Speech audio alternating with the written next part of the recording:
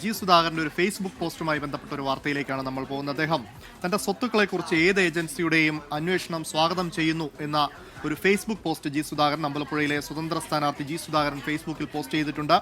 ഒപ്പം സജി ചെറിയാന്റെയും എച്ച് സലാമിന്റെയും സ്വത്തുക്കളെക്കുറിച്ച് അന്വേഷിക്കണമെന്നും അദ്ദേഹം ഈ ഫേസ്ബുക്ക് പോസ്റ്റിൽ ആവശ്യപ്പെടുന്നുണ്ട്. സമ്പാദ്യങ്ങൾ തന്റെ മകന്റെ പേരിൽ നിക്ഷേപിക്കുകയോ മാറ്റിക്കൊടുക്കുകയോ ചെയ്യുന്നത് മൗലിക അവകാശമാണെന്നും ജി സുധാകരൻ ഫേസ്ബുക്ക് പോസ്റ്റിൽ പറയുന്നു. അശ്വിൻ പാലാഴിയുണ്ട് ആലപ്പുഴയിൽ നിന്ന് വിവരങ്ങളുമായി. അശ്വിൻ, ഇത് ഏതൊരു സാഹചര്യത്തിലാണ് അദ്ദേഹം ഇങ്ങനെ ഒരു ഫേസ്ബുക്ക് പോസ്റ്റ് ഇടുന്നത്? ഈ പോസ്റ്റിലെ ഉള്ളടക്കത്തിന്റെ മറ്റു വിശദാംശങ്ങൾ എന്തൊക്കെയാണ്?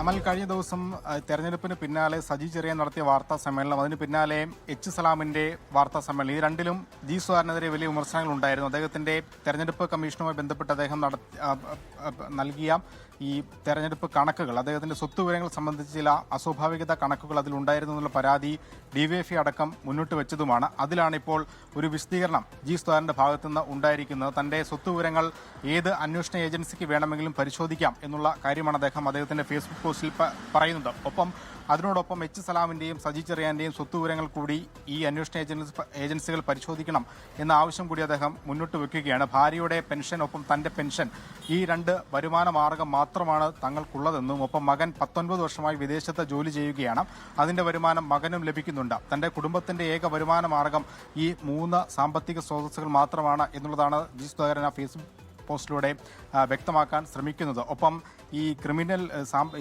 പൊളിറ്റിക്കൽ ക്രിമിനലിസം എന്നുള്ള ഒരു ആരോപണം സലാമിനെതിരെയും ഒപ്പം സജി ചെറിയാനെതിരെയും അദ്ദേഹം നേരത്തെ ഉയർത്തിയതാണ്. അത് വീണ്ടും ഈ ഫേസ്ബുക്ക് പോസ്റ്റിൽ അദ്ദേഹം ഉയർത്തുന്നുമുണ്ട്. എന്തായാലും ഇത്തരത്തിലുള്ള ആരോപണങ്ങളൊക്കെ രാഷ്ട്രീയ ആരോപണങ്ങൾ മാത്രമാണ്. അതൊക്കെ 4-ാം തീയതി വരുന്ന തെരഞ്ഞെടുപ്പ് ഫലത്തിന്റെ ഭാഗമായി കൂടുതൽ തിരിച്ചടികൾ CPM ലഭിക്കുമെന്നു കൂടിയുള്ള രാഷ്ട്രീയ ആരോപണം കൂടി അദ്ദേഹം ഈ ഫേസ്ബുക്ക് പോസ്റ്റിൽ ഉയർത്തുന്നുണ്ട്. ഏറെ നാളുകളെ, കൃത്യമായി പറഞ്ഞാൽ 9 മാസമായി അദ്ദേഹത്തിന്റെ FB പേജിലെ കമന്റ് ബോക്സ് പൂട്ടിയിട്ടിരിക്കുകയായിരുന്നു. ആർക്കും കമന്റ് ചെയ്യാൻ കഴിയാത്ത വിധത്തിലായിരുന്നു FB പോസ്റ്റ് ഉണ്ടായിരുന്നത്. ഇപ്പോൾ അത് മാറ്റി ആർക്കും കമന്റ് ചെയ്യാൻ കഴിയുന്ന രീതിയിലേക്ക് അദ്ദേഹത്തിന്റെ പുതിയ ഫേസ്ബുക്ക് പോസ്റ്റുകൾ മാറ്റിയിട്ടുമുണ്ട്. ഒരു തുറന്ന യുദ്ധത്തിലേക്ക് ജി സുധാകരനും CPM പോകുന്നു എന്നുള്ളതിന്റെ തെളിവ് കൂടിയാണ് അദ്ദേഹത്തിന്റെ ഈ FB പോസ്റ്റുകളുടെ മാറ്റം എന്നതും ശ്രദ്ധേയമാണ്. എന്തായാലും അതിരൂക്ഷ വിമർശനം CPMന്റെ മുതിർന്ന നേതാക്കൾക്കെതിരെ ഉന്നയിച്ചുകൊണ്ടാണ് അദ്ദേഹം പുതിയ ആരോപണങ്ങൾ ഉന്നയിച്ചിരിക്കുന്നത്.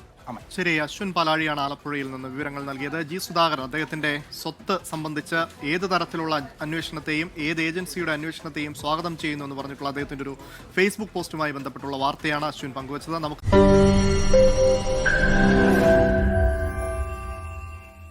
ലോകത്തെവിടെയായാലും ഏത് സമയത്തും 24 വാർത്തകളും ഓഗ്മെന്റഡ് റിയാലിറ്റി പാക്കേജുകളും എക്സ്പ്ലെയിനറുകളും വിശദമായി കാണാൻ ഞങ്ങളുടെ YouTube ചാനൽ നിങ്ങൾക്ക് സബ്സ്ക്രൈബ് ചെയ്യാം.